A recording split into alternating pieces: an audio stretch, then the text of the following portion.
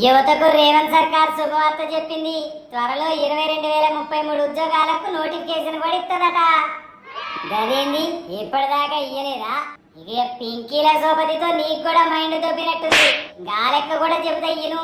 Revanth CM అయ్యాక ఏడాదిలో 60,000 ఉద్యోగాలు ఇచ్చిండు. ఇంకో 17,084 ఉద్యోగాల ప్రక్రియ నడుస్తూనే ఉండే.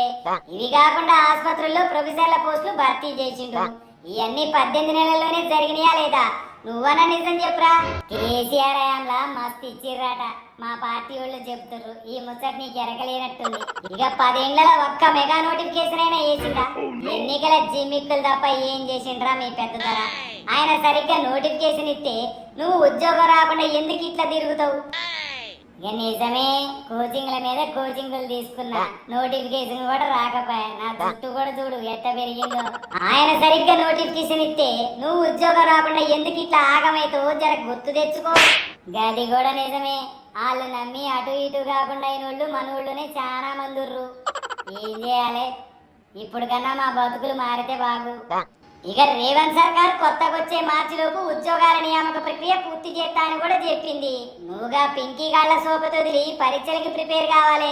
పో ముందు గా పని చూడు.